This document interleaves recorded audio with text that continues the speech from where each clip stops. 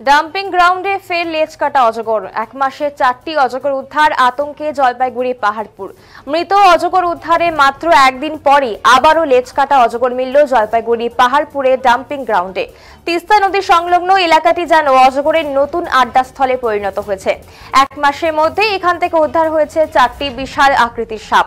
শনিবার সকালে উদ্ধার হওয়া 2টি অজগরের মধ্যে একটি প্রায় 12 ফুট লম্বা। পরপর এমন ঘটনার জেরে আতঙ্কে দিন কাটাচ্ছেন স্থানীয়রা। উদ্ধার কাজে যুক্ত পরিবেশপ্রেমী স্বেচ্ছাসেবী সংস্থার সাধারণ সম্পাদক অঙ্কুর দাস জানিয়েছেন, গত অক্টোবরে ভয়াবহ বন্যার পর থেকেই তিস্তার পার্শ্ববর্তী বিস্তীর্ণ এলাকায় অজগরের আনাগোনা বেড়েছে। জলের স্রোত বদল বা বন্যার চাপে সাপগুলি মানুষের বসত এলাকায় ঢুকে পড়ছে বলে দাবি তার।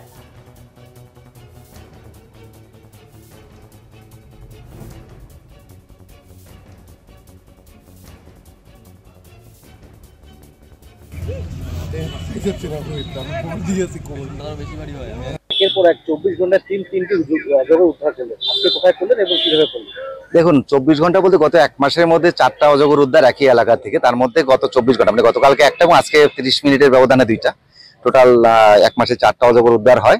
এটা হচ্ছে পাহাড়পুর ডাম্পিং গ্রাউন্ড, যেটা জলপাইগুড়ি পৌরসভা ডাম্পিং গ্রাউন্ডের ওখানটা থেকে আমাদের কাছে ফোন আসে যে একটা অজগর সাপ রান্নাঘরে চালের উপরে বসে আছে।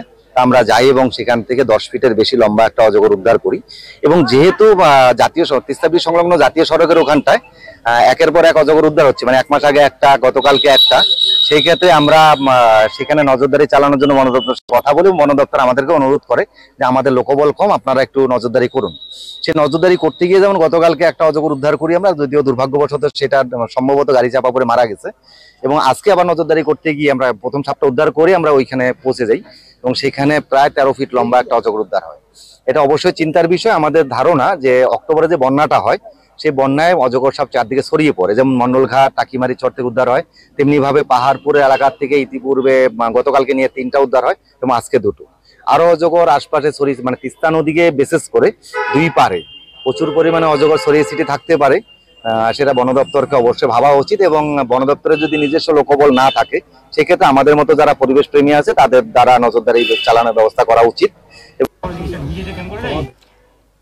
সবচেয়ে আতঙ্কে রয়েছে সেই পরিবার যাদের বাড়ির সামনেই বারংবার অজগর দেখা যাচ্ছে। পরিবারের এক সদস্যের কথায় রাতে ঘুম হয় না, এলাকা ছাড়ার উপক্রম হয়েছে। এত বাঁচা মরার অবস্থা। বন দপ্তর ইতিমধ্যেই স্বেচ্ছাসেবীদের সঙ্গে যৌথ নজরদারি শুরু করেছে। উদ্ধার হওয়া অজগরগুলিকে স্বাস্থ্য পরীক্ষার পর গভীর জঙ্গলে ছেড়ে দেওয়া হবে। এলাকায় আরও সাপ রয়েছে কিনা তা খতিয়ে দেখা হচ্ছে। টানা অজগর উদ্ধারে পাহাড়পুরে যেমন আতঙ্ক বাড়ছে, তেমনি পরিবেশ প্রেমীদের উদ্যোগে খানিকটা স্বস্তিও ফিরেছে, এমনটাই জানিয়েছেন স্থানীয়রা।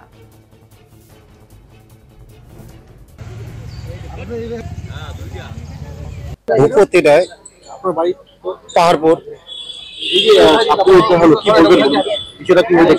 বিষয়টা পরশু দিনও একটা অজগর সাপ ধরা হয়েছিল, গতকাল। আজকেও 2টা অজগর ধরে নিয়ে আসছে। কি মনে হচ্ছে আরো থাকতে পারে?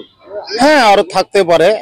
যতদূর সম্ভব এই বন্যাতে সাপগুলা ভেসে আসছে এবং পাহাড়পুর এলাকাবাসী ভয়ে তো জর্জরিত হয়ে আছে। সাপগুলাকে যদি ধরে উদ্ধার করা যায় ভালো হয়। কি মনে করছেন আরো কি থাকতে পারে? আরো থাকতে পারে, যেহেতু একের পর এক ধরা পড়তেছে। অজগরের উপদ্রব কি ছিল আগে লক্ষ্য করা যেত? এর আগে ছিল না, মনে হয় এটা